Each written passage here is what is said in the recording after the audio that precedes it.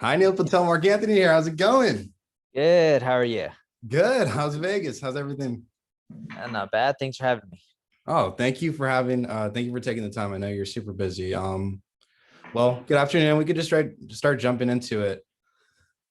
My name is Mark Anthony. I've been following you for a while. Thank you so much. You really do help motivate a lot of people, and myself included, and really just putting yourself out there and just going for it. So just thank you for all that, and all you do for educating with SEO and everything. Appreciate the kind words and thank you for having me. You don't have to do this either from your end, so appreciate you having me. Yeah, for sure, for sure. Well, the first question is, what did you get from your Yale experience? Like, what did you really get from Yale from going there? From where? From Yale, you went to Yale, correct? I did not go to Yale. Okay, I so went all mine's incorrect. yeah, there's a lot of Neil Patels. My name's actually very common in India. Okay. Um, but I went to Cal State Fullerton, which is based in Southern California. Decent school, of course, nothing like Yale. Not as prestigious. People probably Yeah, don't let's have go the through same that. IQs as Yale, but it worked out all right. I didn't learn a ton, being quite frank. School wasn't my thing. My parents really wanted me to go to school, Right. and I commuted to school and I was running my business at the same time. And eventually, I was able to spend a lot of time on the business because school wasn't that hard, and I kind of didn't focus on it. Right. Yeah. If I'm not correct, you started sales pretty much since you were like a kid, right? Like 8, 9 years old. You've always been selling. For I sure. was always been selling. I really got into selling when I was around 15, 16 years old, where I was going door to door selling vacuum cleaners. Much more difficult back then. When I was a little kid, you go door to door selling like the candies and stuff like Yeah. that that the school I did sends that you. at family parties. Yeah. Yeah. But I mainly really went started really getting into sales in my late teens, mid to late teens. Wow, that's very cool. That's just a really good one that I want to ask you right away. Like, what did you learn for like your innovation of sales during COVID-19 and like now we're getting started into post COVID-19. Like, I saw your most recent video that you said you're not going to sell anybody on any plans or any Info product. courses, and then you still do it. And I'm a lifetime member in your Angels and Entrepreneurs. So, what did you learn from that? Yeah. So Angels and Entrepreneurs is not mine. No, Uh, you're linked with it, though, right? I'm linked with it. That was from a deal that I did years ago, but I haven't released any courses, and that was probably the last course I released or one of the last ones. I Right. haven't done any in a long time, and there's nothing wrong with courses. People make a killing from them. People learn Yeah. a lot from them, depending which courses you sign up from. Like, I know a lot of people took Sam Evans's course and have done really well. I just believe that you can get most of everything for free on YouTube. Yeah. So why pay for anything? Yeah, I have a big screen that I just use for YouTube now. Yeah, that's amazing. So was there do you feel that there was any innovation, or you just have the standpoint with this? I don't like to really call it sales. I call it more business development. I'm in the people business, not in the sales business. What did you learn? Like, or is there anything else that you've learned as of recently that you would like to share with the people?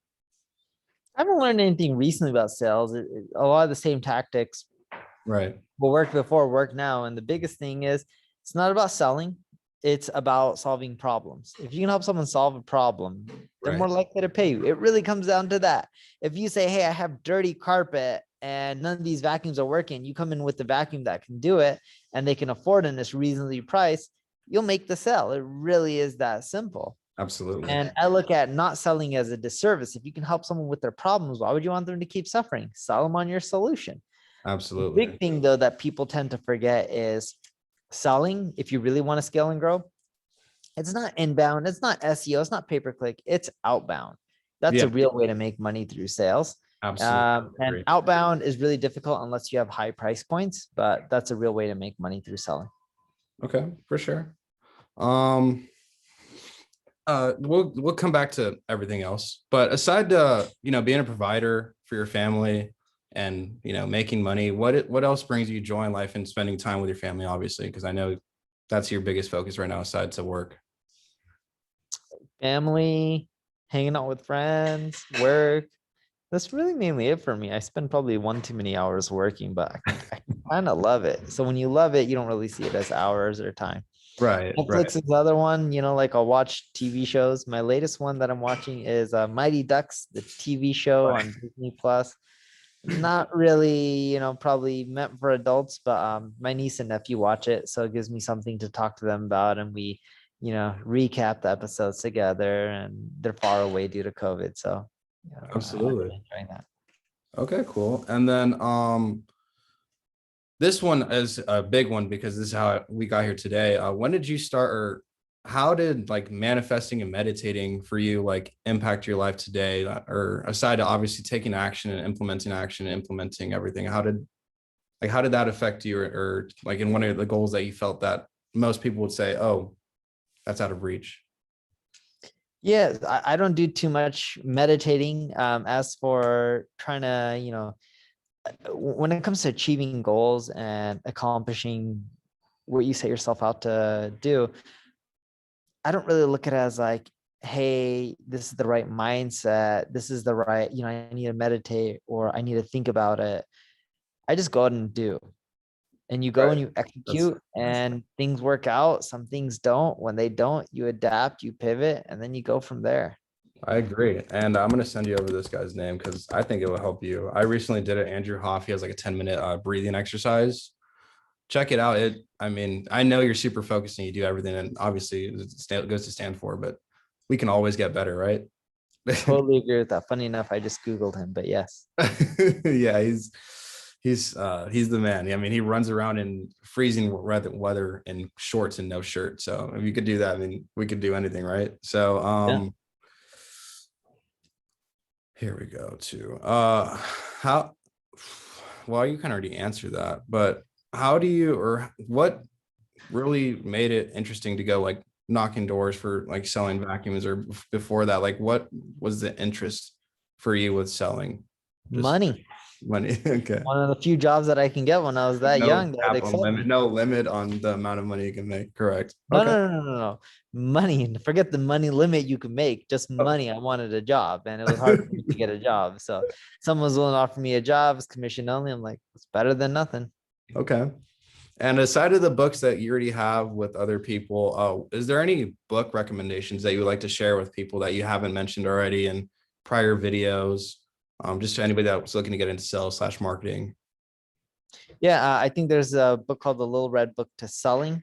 And then the big thing with selling is forget the books. Just go out there and knock on doors or go cold call and try to It's the sell. experience. Yeah. And think about problem that people have, the solution you offer, how you're unique or different, and then think about your price and think about ease of use. If you're easier to use, cheaper, solving the problem, good chance you'll solve them. Yeah.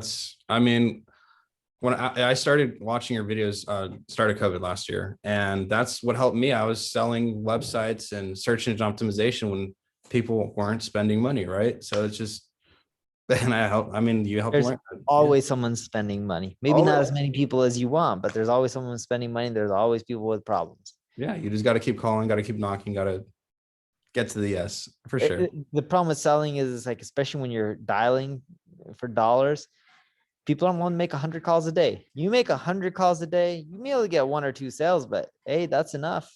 Yeah. If That you do is. that every single day, it adds up.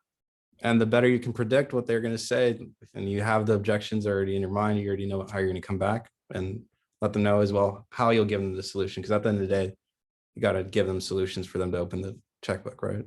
That's what Exactly. I love that. Who were the like most influential aside to family for like marketing, or like a sell standpoint once you started reaping success or success? There was no one particularly that was influential that helped me get where I wanted to be or helped guide me when I started hitting milestones. I look at it as there's a lot of people who are good at what they do. I go find people in every single niche or vertical and try to learn from them. Right. And you can do that with YouTube or blogs or events or conferences.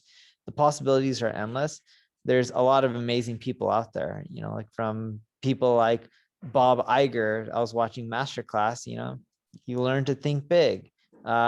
from people like Howard Schultz, who created Starbucks, I learned that it's harder to go out there and invent something new than it is to execute on an existing idea in a big market.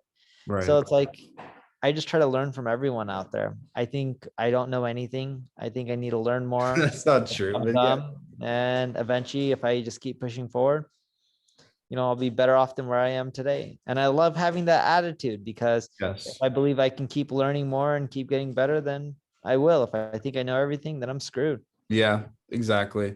Yeah, I agree. You couldn't have said it any better, actually. One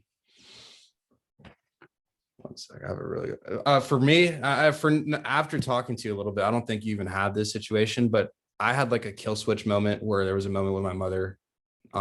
She was asking me what I was doing. I was in a point in my life where I was lost. Did you ever feel like you had a kill switch moment that kind of just made you break through another barrier that brought you to a whole nother level? Or were you just literally always just running to the money in different ways? Nah, I struggle. I didn't necessarily have one moment. I had many moments that just didn't work out, and took me back a little bit. Especially in the first, I would say the first 10 years of being entrepreneur, I had a lot of misses, some hits, but a lot of misses. And eventually, I just figured things out by just continue pushing forward and failing so many times. Right, right. And the more you fail, the better you are because you learn from it. I mean, if you go about it correctly, correct, right? Yeah. How do you, I mean, you said it again already, it's clashing into, so I was going to say, how did you get people to invest in you, but you solving people's problems, that's how you get people to invest in you and your companies. Such a big vision. Yeah. Try to, hopefully they believe in you. But the big thing that people make mistakes when it comes to investing, it's not even pitching. The biggest thing is relationships. People need to Yeah. get to know you before they tend to invest. So build as many relationships as possible if you're looking for money. Got you. That's a good one. Very well said. Um, how do you, since you work so much, how do you find the balance to manage your businesses, and spending time with your family and everything else? How do you differentiate the times? I don't. My family just accepts how I'm on and off 24/7. And I'm lucky that my wife accepts that. But she knew what she was getting into beforehand. She doesn't mind it either. She really does support it. I'm really lucky. But I do spend a lot of time with my family. Like every morning, I'm the one who picks up my daughter, not because my wife is lazy or anything. My wife would gladly do it. I do it because I want to be the one who has, alone time with my daughter every morning. I read to her, just father-daughter time. My wife spends majority of the day with my daughter as well as nights. And at nighttime, I try to debrief with my family, spend time with my daughter, my wife. But yeah, just whenever I get time. You have to connect with the ones who are most important. Who's more important than your daughter, your wife, right? Yep. Well, I mean, obviously other family members, your mother, father, everybody. Excuse me. No, but yeah, you got it. You know what I mean? I'm okay. Yeah, I know what you mean. I read online, I don't know if this is true. Did your mother have a daycare business as well? Or is that another Neil Patel probably? No, that's the right one. Okay, cool. She did have a daycare business. See, I'm actually happy you found all this stuff, because it's like, for you to find all this stuff, that means you really dug to find all the other Neil Patels. But my mom had a daycare business. I had to watch kids, change some diapers, taught me hard work. Didn't Yeah. like it, but it wasn't bad. I Yeah. remember I used to drive around a car, a 98 Honda Civic that said Tina's Daycare in the rear back in white letters. That's super cool. Yeah, I read that. It really struck out to me too, because my mom, she as well had a daycare business growing up. And at the time I was still a little young, so I wasn't helping out. But then when I did get older, I did help out. And then it stopped altogether just because we had a whole moving situation. But I feel that this is a better question. The labor jobs that you've done, like aside selling vacuum cleaners and stuff, did you have any labor jobs or any other job like doing it with your mom? Like, how do you think that impacted to learn how to get stuff done? Because I used to bust tables, and what I Yeah, I learned, bust tables. I picked yeah, up trash and clean restrooms at a theme park. exactly. It just taught me how to make a honest living. That's what it taught me. But I think what it taught, I think both of us, was just learning how to get things done in a quickly manner and be able to adapt and just roll with the punches, because you know how people can get when you work in these kind of industries. Yeah, the worst was when sweeping up all the vomit, but it is what it is. Oh yeah, yeah. I mean, picking up dogs. Yeah, I used to pick up dog poop, and I mean vomit. I didn't have to do, thankfully, but it's okay. I mean, it brings you. You I did your think. version of it. Dog poop is similar, right? But like I Yeah. was tired. I hated picking up vomit every day or sweeping it up. It was gross. That's amazing. I love it. It's just it really just. I think it really builds character.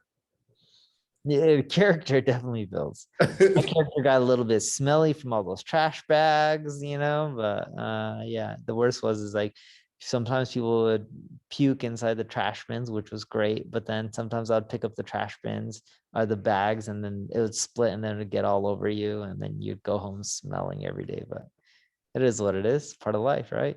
Right. And it's so cool.